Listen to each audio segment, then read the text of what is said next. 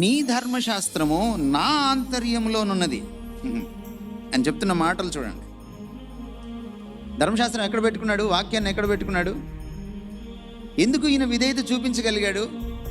నేను పొద్దున మీకు చెప్పాను, నోట్స్ రాసుకుంటే రాసుకున్నారు కానీ గుండెల్లో రాసుకోండి అని చెప్పాను నేను మీకు.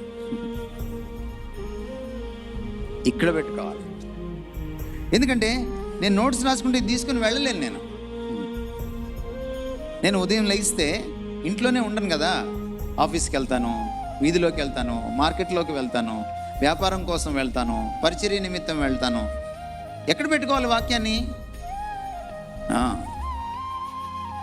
చాలామందికి కొత్త అలవాటు వచ్చింది. పొట్ట నొప్పి వస్తే పొట్ట మీద బైబిల్ తోటి ఇలా అనడం. ఈ పిచ్చి అలవాట్లు వచ్చినాయి ఈ మధ్యకాలం. నడు నొప్పి వస్తే నడువుని బైబిల్తో ఇలా అనడం. పిచ్చికళ్ళు వస్తే బైబిల్ని తలగడగని పెట్టుకొని పడుకోవడం. కొంతమంది గుండెల మీద పెట్టుకొని పడుకోవడం. నువ్వు గుండెల్లో దాచుకోవాలి వాక్యాన్ని. అప్పుడే విధేయత నీకు అలవడుతుంది.